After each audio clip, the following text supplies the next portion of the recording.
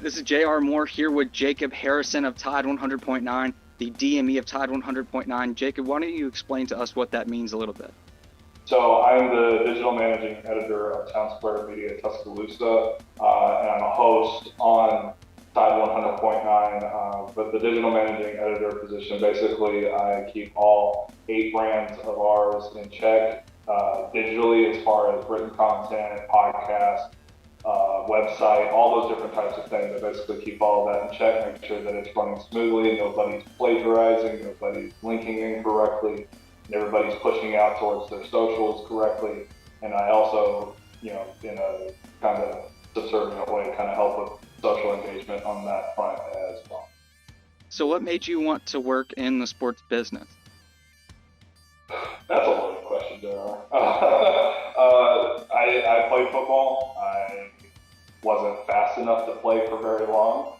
And when I was in high school, I was told that I was a very good writer. I always had strong opinions about sports, but I was never the cool kid that anybody would listen to. So it's like, screw you guys, I'm going to go find a way to be the nerdy football guy and analyze the sport and, get to have that cool job for the rest of my life where I get to just talk about something I love and it not feel like, grueling work all the time. Though, forewarned to anybody that doesn't know, it is working your mind like that is a taxing job. So there are a lot of jobs that we could do in sports. What made you choose journalism specifically? It wasn't so much journalism, because I've said on several occasions, I don't know if I've ever said it to you specifically, but that I don't want to be a big J journalist. I don't have that kind of ambition. I don't like networking. I don't like getting in people's business, but I do like telling stories, and I do appreciate what it means to be a good writer and to be innovative and use style and all those different types of things. So when it comes to the way I write, it's more about art than it is necessarily information. And I think that's what kind of forced me into a path of analyzing football and using columns in that way to research, apply the kind of things that you do in school, right? I was a good research report writer, so why not kind of blend that all into covering football? And that's kind of a space that's evolved over time, especially through Twitter and the way that people want to engage. Or it's not so much about the big J journalist, because every single beat has that guy that breaks all the news and everybody else just aggregates around him. And I don't like aggregating all that much, so why not have that niche? And what's something that's been interesting or maybe even stressful that the job has put you through as just a reporter, as at your job that you are now, something that's been stressful or interesting from your job? Well, stress is always the most stressful thing to me as somebody who's young and has a big family, is making sure that I don't take work home with me. As much as I love football and I watch football at home, at some point I have to turn the film off. At some point I have to be a dad, I have to be a husband.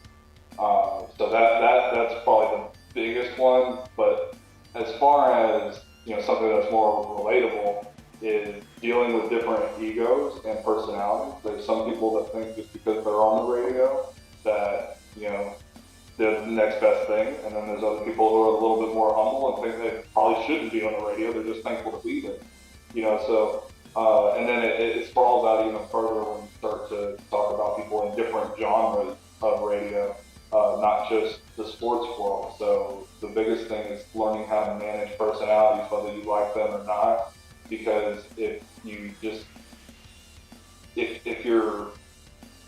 it's too easy to burn bridges in this business, and that's the crux of it. Find ways to be tolerable of people that you don't like, and don't necessarily use them, but be aware of the advantages that they can provide you, and focus on the positives of that. And lastly, just briefly, something important, maybe one or two things that young people getting into the business should know. AP style. Definitely AP style. I think that, because like I said, writing to me is an art. As you can ask people that do music or whatever, if they don't do it for a couple of days, it gives them the severe anxiety. That's how I am. So when I'm teaching other people, teaching our interns, about writing, I have my bugaboos, but at the same time, there's a standard in AP style. There's a standard to the professionalism of it. Our industry, whether it's sports or it's hard news, has been attacked for not just the past 6 years, but for a very long time. So if you don't stick to the professionalism that things like AP style bring, or even just being professional in general in the way that you present yourself on the radio. You don't have to have the Walter Cronkite voice anymore, but being personable and entertaining still comes with a professionalism as well. So I think the biggest thing is understanding that this is a fun, easy job. It absolutely can be. You're talking about sports or football or whatever, and you get paid to do it. But there's still a professionalism that has to exist. Otherwise, all credibility is out the window, and the next generation of journalists really suffers.